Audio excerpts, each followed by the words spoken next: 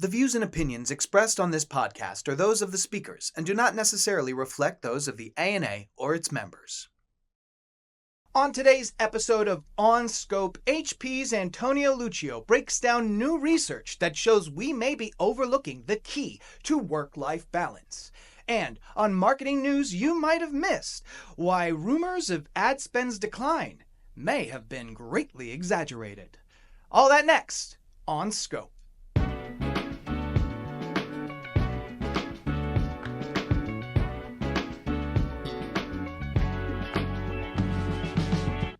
Can you believe it? It's another episode of On Scope, the marketing podcast brought to you by the ANA and powered by Odyssey, a leading audio streaming platform. You can get your favorite podcasts, music, and entertainment on the Odyssey app.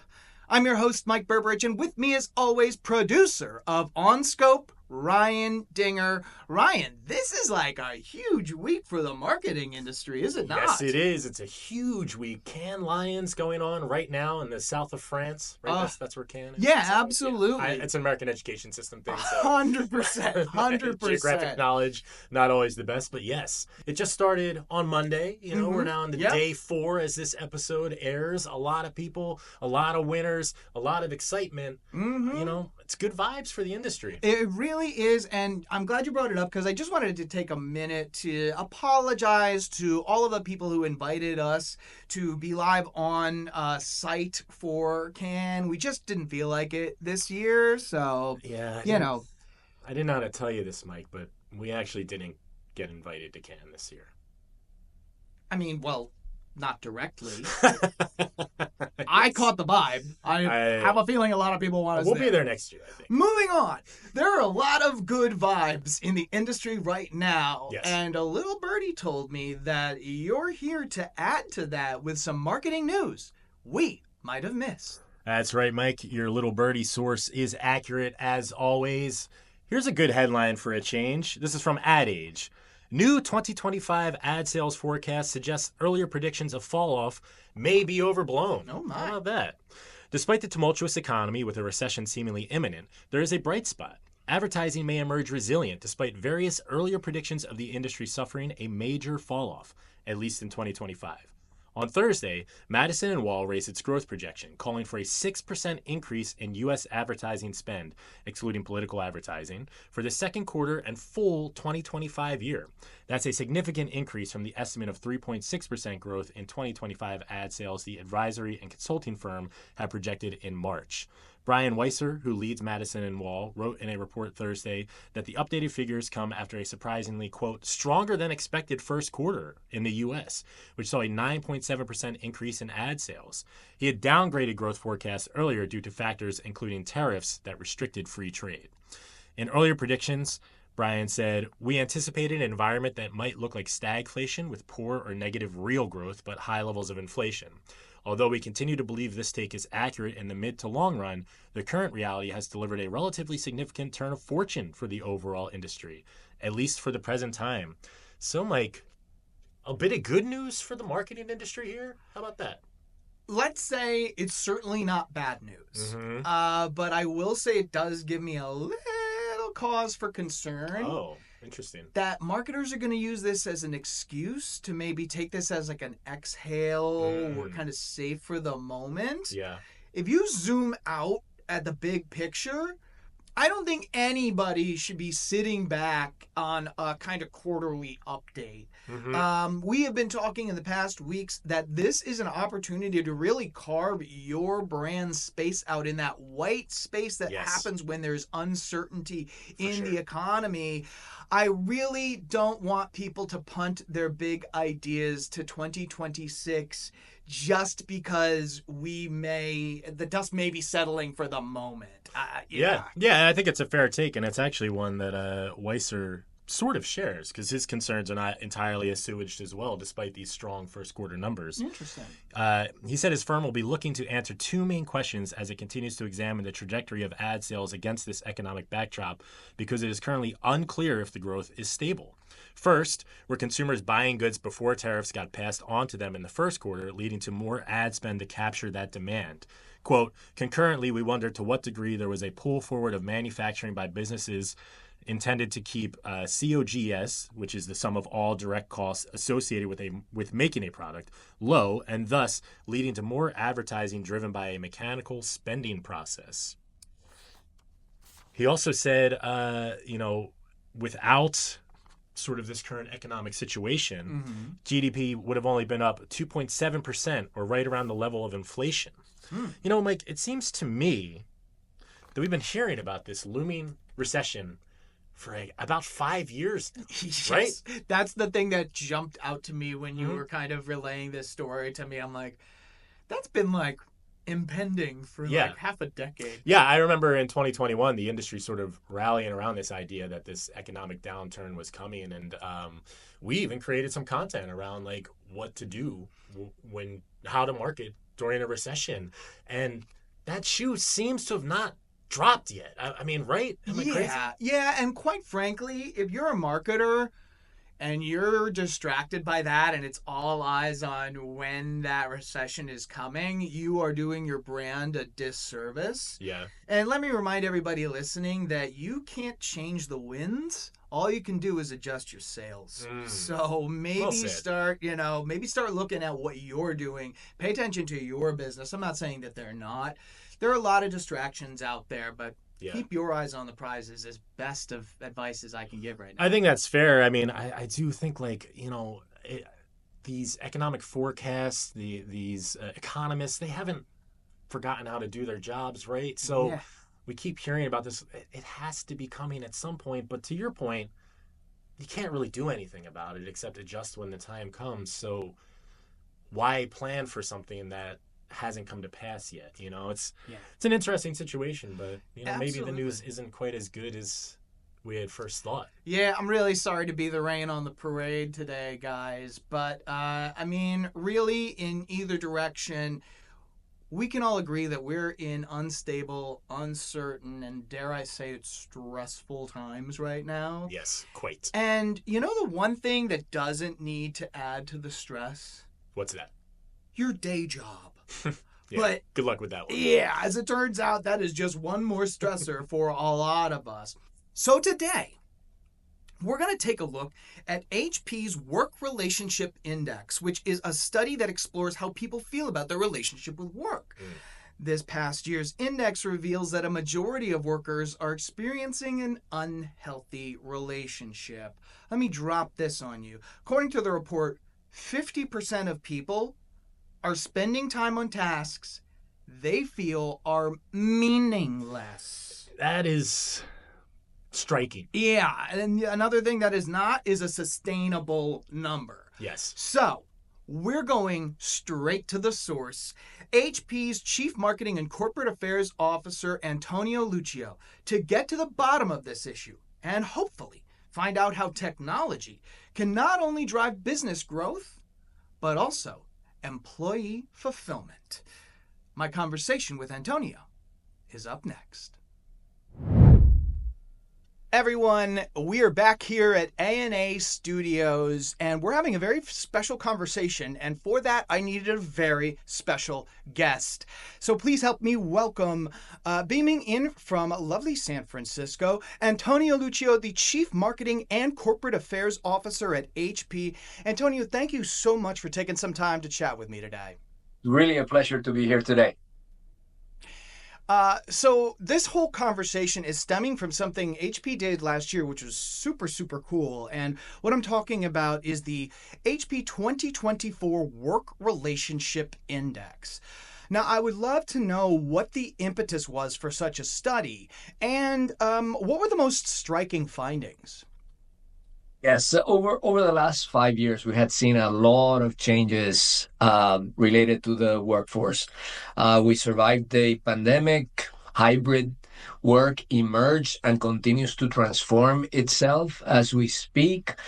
Generation Z, the most digitally savvy generation in the world, has entered the workforce. And then we have Gen AI disrupting anything and everything around work. So we wanted to do a study that will give us an idea of where we are relative to work, given all the changes that I just mentioned. And we found several things. First, interestingly enough, our relationship with work is not positive. Less than 30% of people around the world, I should say, this was a global study, 12 countries, multi-category, around 30% of people would say that they are fulfilled at work, and importantly, that they see a tension between what the company, let's call it leadership, wants to accomplish and what they need as employees to feel fulfilled. So 64% of people feel that their companies prioritize business growth over the employee experience. The second point, and this was not just our study just confirmed a body of work of all major consulting companies around the world. Engaged employees are more innovative, drive more growth, have higher win rates, and really are even happier outside of work. So simply put, professional fulfillment not only drives company growth, it also drives personal well-being. Unfortunately, only 50% of our time, this is what the research told us, we believe that is devoted to fulfilling tasks. Interesting as well, if you're a leader, you have higher percentage of your time in fulfilling tasks than if you are a manager. If you are under a hybrid work arrangement, you feel that you spend more time fulfilled than if you are 100% of the time in the office. And then one that was really, really interesting, if you are using Gen AI as part of your daily routine, your levels of fulfillment increase by 20 points. So overall, Really? this was a super interesting data for us, and importantly, a lot of the conversations related to employee engagement, fulfillment becomes the subject matter of the HR department. What we saw through the study is that technology is an enabler. Technology plays a really important part in making people feel more fulfilled. If you have the right tools, you're going to be spending more time doing the things that you love. You're going to have higher fulfillment rates. Your company is going to grow faster. You actually you took the idea out of my head there. I was wondering because that Gen AI statistic, I agree, that is absolutely a shockingly high number. And I'm wondering if that Gen AI is taking some of that 50% of non-fulfilling work off of their hands. If you look at the big picture, that kind of tends to make some sense there.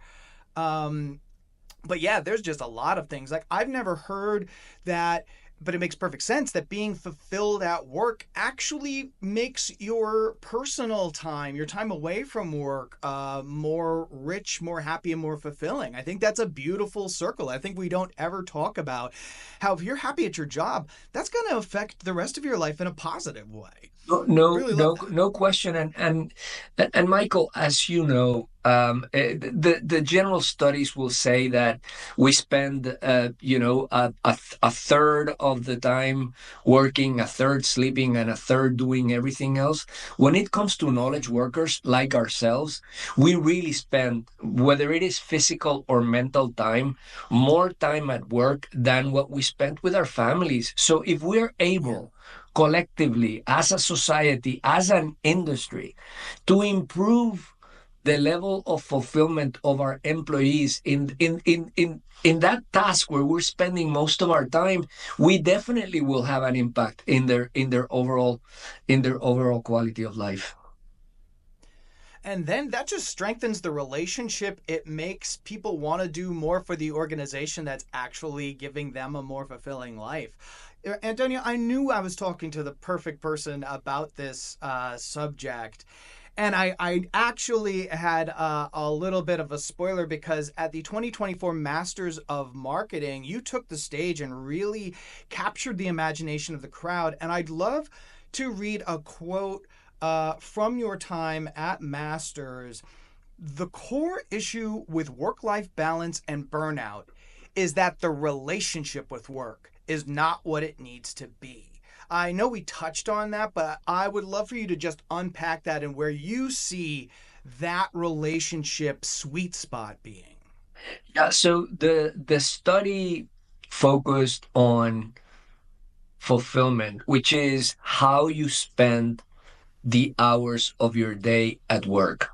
And by consequence, if you're spending the hours of the day at work effectively, productively, and meaningfully, you are going to have a better work-life balance. That's what the studies said. So what we found out is that what do we need to do to ensure that as workers we have a more fulfilling experience?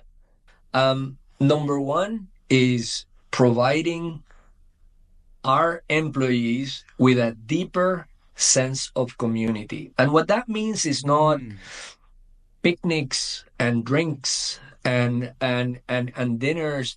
It means creating environment where people working together can connect successfully to achieve their goals. Whether you're in the office or whether you're at home or whether you're traveling in a cafe, you're getting together with people, you can connect seamlessly, you have a great experience in that meeting. That creates the sense of community that we're talking about. Number two is balance, but balance, not work-life balance, is what we were talking about. The balance between busy work, which is, as I mentioned before, 50% of the time, versus meaningful work. If we're able to increase that number significantly, we will have a more productive, more fulfilled, happier workforce. And then the third, which as you know, as workers, as employees, we divide time between the time that we need to spend in community, in other words, working with others to solve meaningful problems, and the time that we need to work by ourselves. The study told us that people thrive, are eager for more moments of focus and what they call flow, which is where you're able to eliminate the noise, get lost in the task at hand, and really lose sense of time, where work actually doesn't feel like work.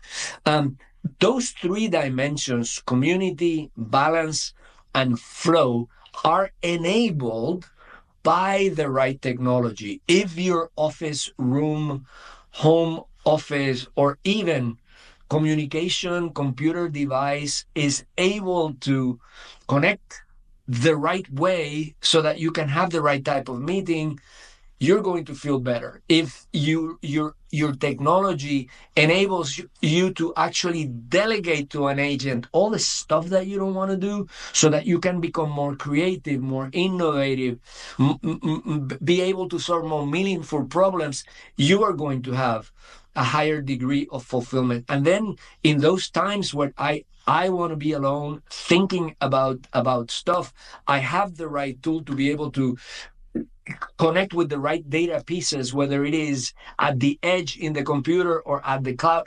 All that is going to give you a higher level of fulfillment. And then, as I mentioned before, every single number related to generative AI as a tool is a significant improvement in the balance, in the flow, and even in the community angle of it. The fact that I'll give you the example of my doctor in San Francisco, high tech guy and all that. He said, Antonio, I became a doctor because I wanted to spend time with patients. Then I started the practice and I spent so much time on administrative stuff that the amount of time that I spent with you, Antonio, in this particular case, is not more than 10 to 15 minutes. He said, the moment that I am able to get rid of all those administrative stuff, I can spend 20 to 30 minutes with you. I can give you better care. And I, as a doctor, am significantly more fulfilled. That's my doctor's experience. That's the same type of feedback that we're getting from employees all over the world related to the work. The more time that I can spend with you creating ideas and innovations that will drive growth, the more fulfilled I am. I absolutely love that because it's an unconventional, or at least when you hear like conversations in the industry, it's all about, well, flexibility and maybe less work and just the ability to go do your thing. It doesn't really zoom in on the day to day itself. And the flow state really speaks to me when, you don't have to code switch 4 times in a morning. You're just going to get a lot more done and feel a lot more productive. So I absolutely love that. How can companies balance Wall Street's pressure for constant growth and earnings with the need to retain talent and address these issues like burnout and work-life balance? I think the good news, Michael, is that it is becoming one of the most prevailing conversations in boardrooms around the country. Whether it is all the consulting firms coming at the same time to talk about the need for fulfillment and engagement in the workforce, and the link between that and higher levels of growth, that combined with the promise of better tools that will enable us to indeed liberate ourselves from the mundane, if you will, so that we can spend more time in those, soul-filling tasks. I think I am very hopeful about this. The other thing that is very interesting is that normally these were the types of topics that the HR function was dealing with. What is critical at this inflection point where Gen AI is becoming an integral part of our life is that there needs to be a much better connection and collaboration between the chief technology officer, the chief human resources officer, and in fact, the company Moderna from pharma became very famous during the pandemic. They have actually, it's the same person who is the chief human resources officer and chief technology officer. That to me is a sign of bringing together the human element with the technology element, which is what we are all going to need in order to capture the opportunity of Gen AI in our lives. That's kind of brilliant. That is a very, very bold move on Moderna. I don't know how that got by my radar, but everyone, stick around because when we come back, we're going to talk a little bit more about Gen AI on an organizational level. You're not going to want to miss it. Rough guy. You okay, buddy? Yeah, I'm good. I'm good. It's just my well-being in the workplace lately has just been, congested. I don't know if it's stress, anxiety, hurting the immune system, but goodness gracious. You can imagine that's affecting your productivity on top of it. It has been. My productivity's been way down, actually. Man, Ryan, I really want to help you out. Yeah. You got any tips? Something? I've got a couple things I can recommend. Great. Only some of them on air. Uh, But you know what? I think I've got something that's safe to recommend. And perfect. that happens to be ANA's Enhancing Wellbeing and Productivity in the Workplace 401 training session. Oh, I'm feeling better already, actually. I had a feeling you would. Now listen, we invite you to join the ANA Marketing Training and Development Center's Enhancing Wellbeing and Productivity in the Workplace course, a research-backed leadership workshop exploring how happiness, empathy, and well-being are driving today's high-performing teams. That sounds great. I mean, happiness, empathy, well-being. Sounds exactly like what Antonio's been talking about this entire conversation. Exactly. The balance is for every part of your life, including at the office. So, if you're interested in this, and I have to imagine after hearing Antonio, and we're going to keep continuing with that, Of course. if this is starting to inspire you, I would carve the afternoon of June 26th, that's a Thursday, specifically from 2 p.m. to 5 p.m. Eastern. Mark that down because that is when we're all going to get serious on well-being and productivity in the workplace. Sounds fantastic. Excellent. How do Excellent. I register? I'm so glad you asked that question. To register and learn more about the workshop, visit ana.net/productivity.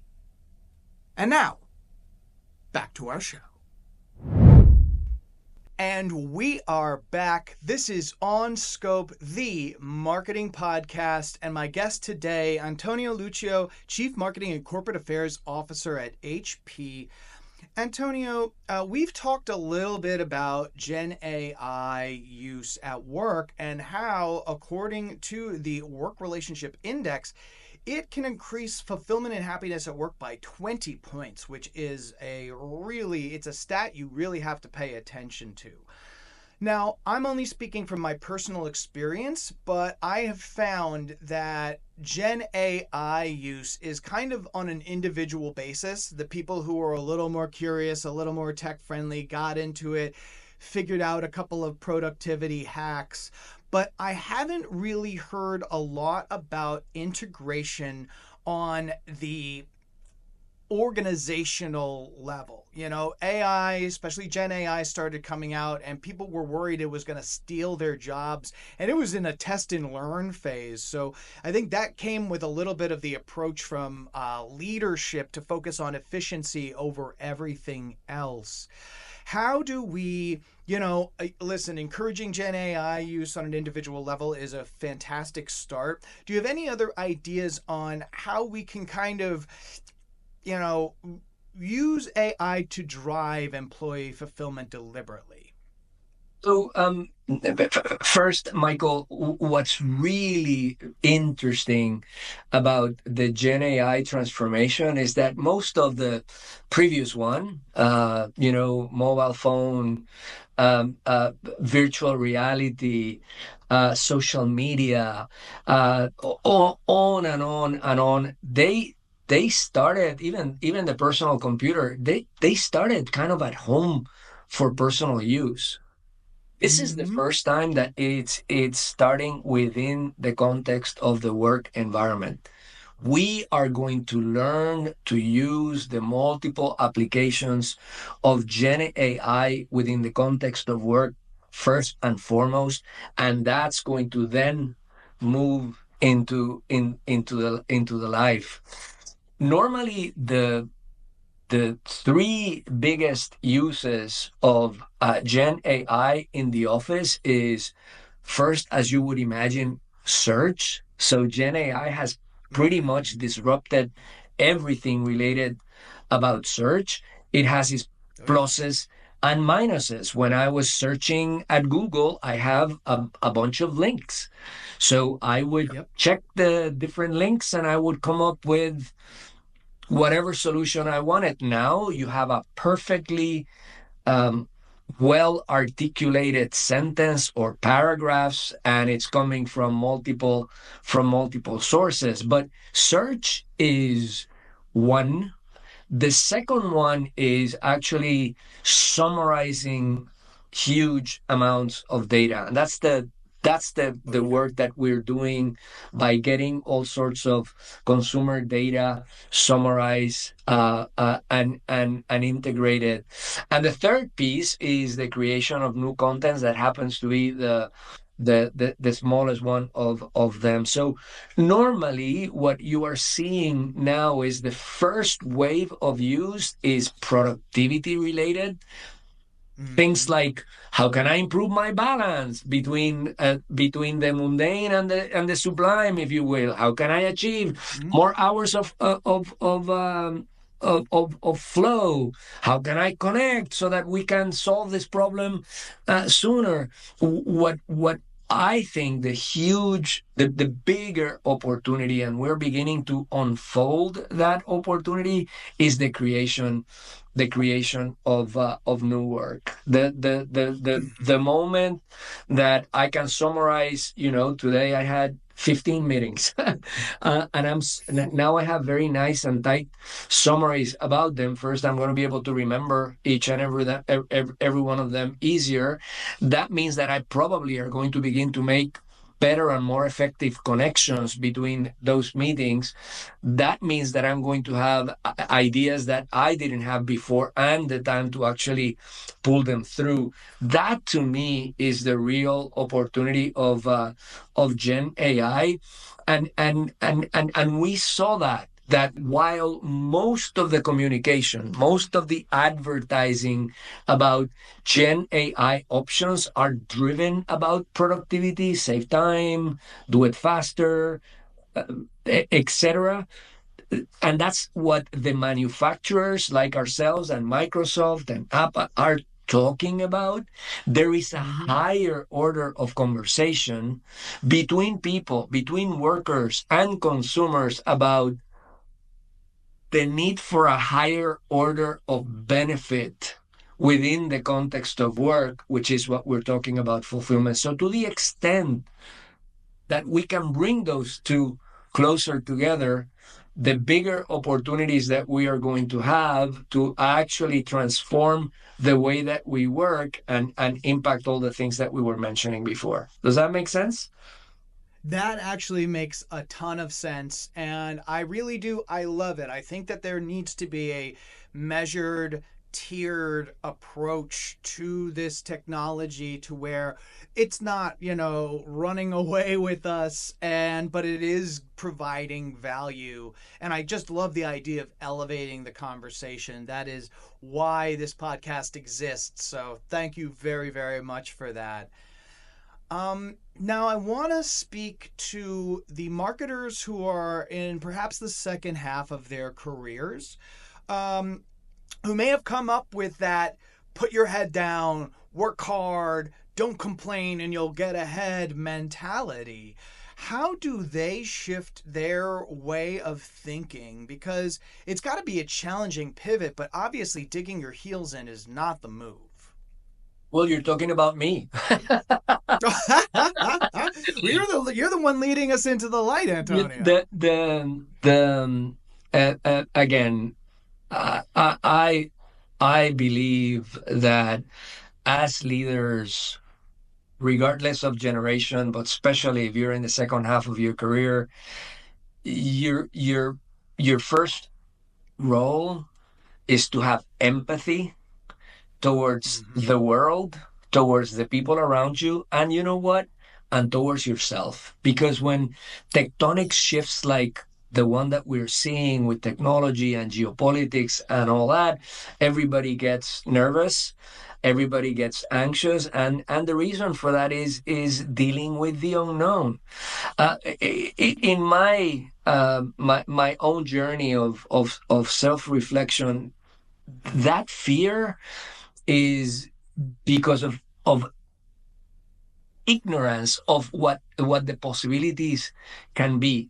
And normally what happens is that the dark side takes over first and foremost, because we see the disruption at the beginning of the people losing jobs and all that. What we are not capable of seeing yet, as it was the case when I went through the digital transformation, we saw the job eliminations first. What we were not able to see was all the new jobs that were created through the digital platforms. We were not able to identify that a Google was going to be created, or a Meta was going to be created, or an Amazon, or that Microsoft was going to fundamentally reinvent its business model. We did not see the dramatic transformation that digital was going to bring into the banking and financial services industry. At the end, it created significantly bigger and better opportunities. We're not there yet because we're at the beginning of the shift, but I am convinced that that's what we're going to see all over again. So when that happens, you can either say, "Oh my God, all the past was always better, life was simpler," or you embrace the change and then you try to figure it out, and then you try to make the best of what you have available. Without a doubt, and we have the numbers to prove it, and I peppered a couple of those people that were fear of AI, or Gen AI to be very specific, the moment that they began to play, the moment that they began to see the benefits of it, they they became converts and they couldn't see life in a very different light, just like it has been the history of every single transformation through history, from the printing press on, if you will. So to me, the best advice that I have for people of my generation is to jump in, to learn, to bring younger people in and get reverse mentoring on all this, and allow the future to unfold. It's going to create all sorts of interesting questions where your experience will be actually important in guiding people through some of the non technological questions that the technological change will bring. Where is truth? How do we connect dots? What dots are important to be connected? How do we maximize the creativity of our team? Those are the issues of leaderships. They were then, they continue to be there now.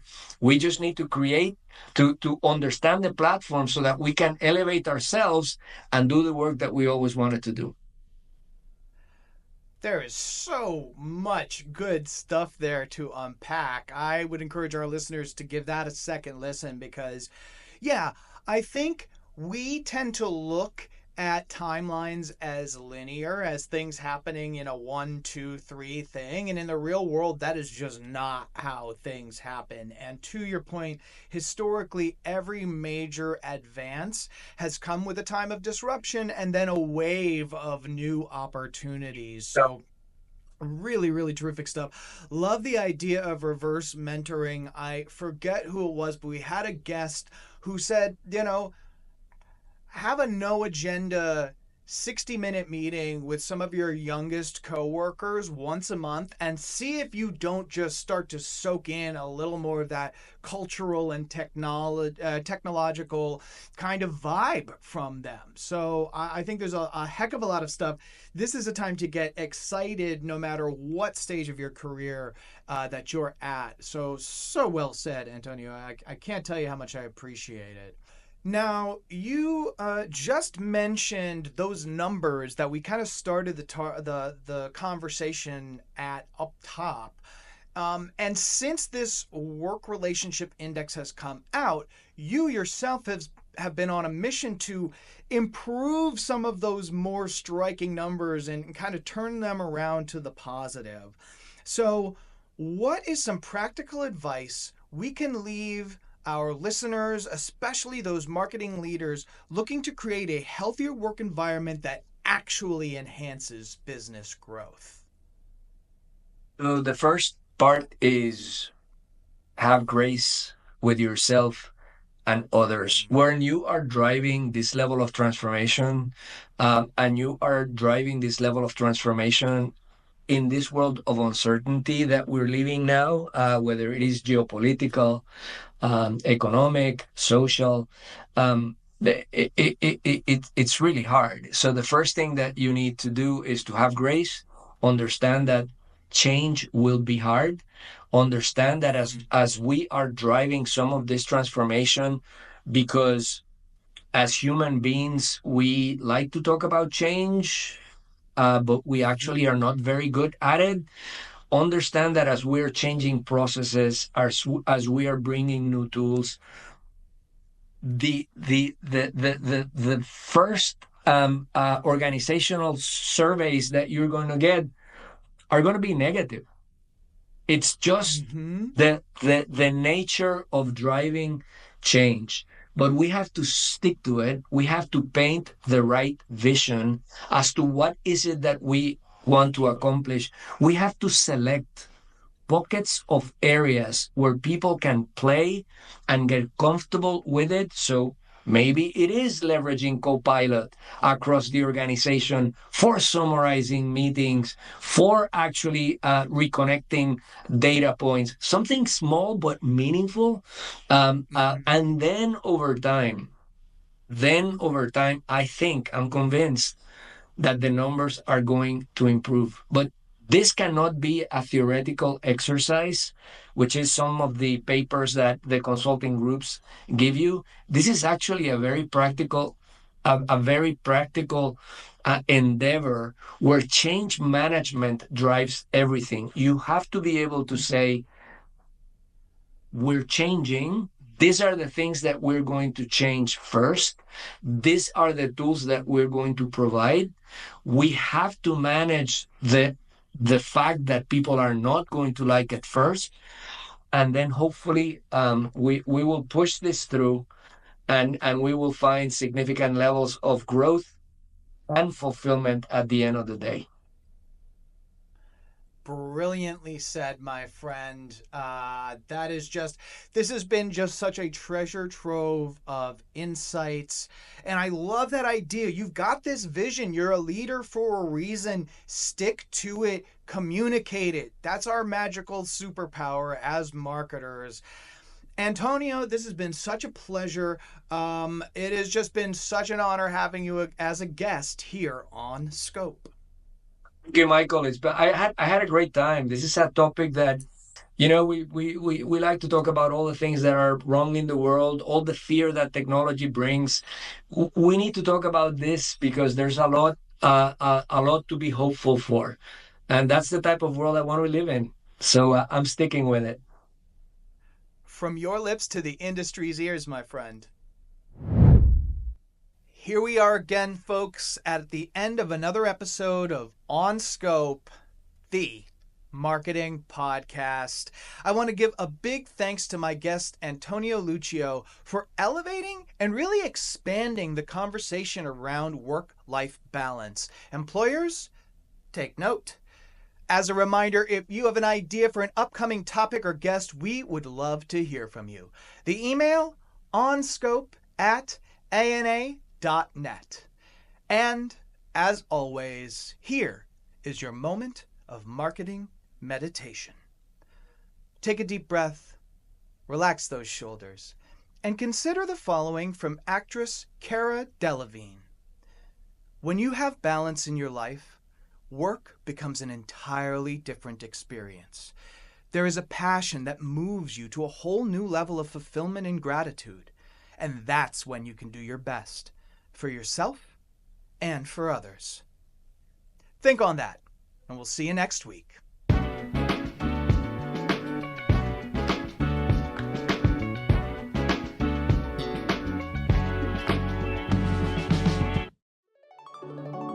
This has been a presentation of ANA Studios.